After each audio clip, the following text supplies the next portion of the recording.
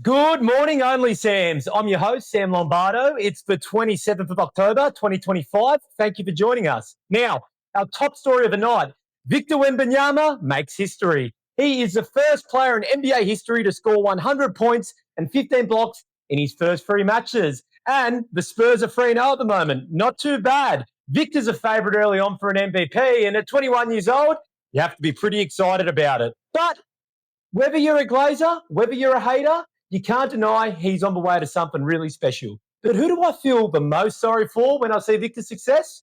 Atlanta Hawks fans. Could you imagine winning the draft lottery and then drafting a Frenchman with your number one pick, but it's Zachary Ricochet the year after Victor Wembanyama? Sorry, Hawks fans, it's a tough one for you. But at least you still have Trae Young. Do we like that guy still? I'm not sure. Now, for our second story, coming from that same game, it's everybody's favourite ball hog, Cam Thomas. He recorded a whopping 40 points and 0 assists.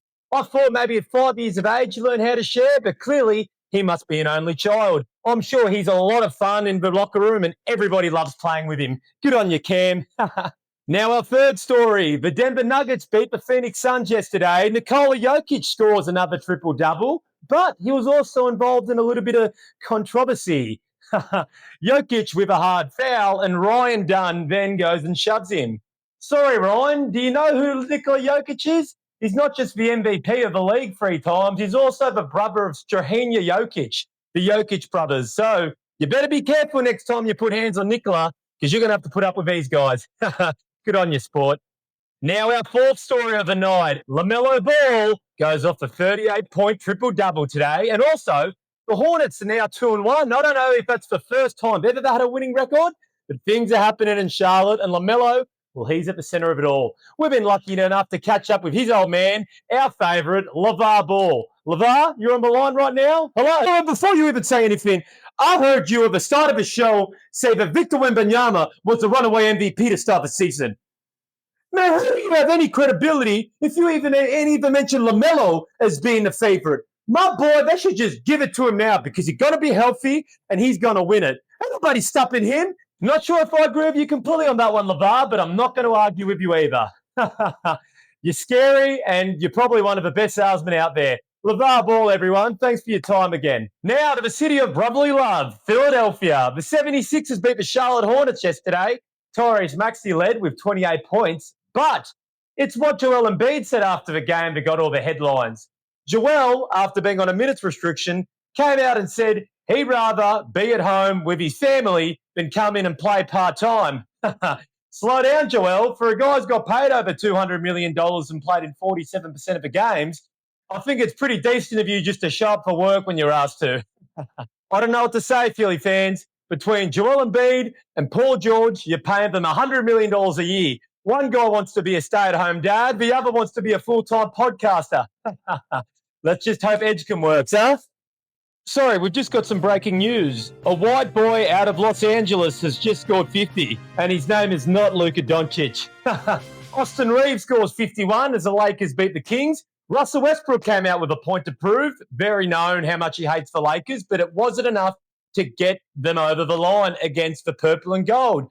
Not sure what the Kings are doing. If you don't have LeBron and you don't have Luka, but you still can't win, then what the hell are you guys doing in Sacramento?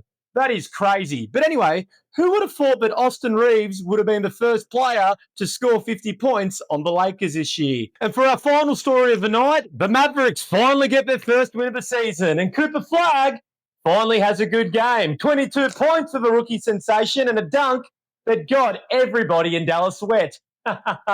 Cooper Flagg, you're going to be a superstar, and we're glad to see it work, even if Jason Kidd is playing you as a point guard. What a fucking idiot that guy is. Now, on to my favourite segment of the day, ONLYSAMS rants. Now, my first team, because I'm going to be doing two, my first is the Memphis Grizzlies and Ja Morant.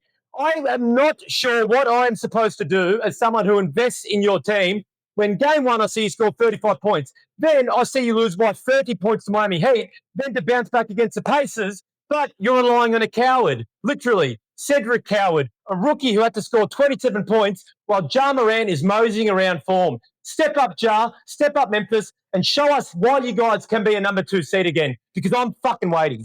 Anyway, my second team, the Milwaukee Bucks.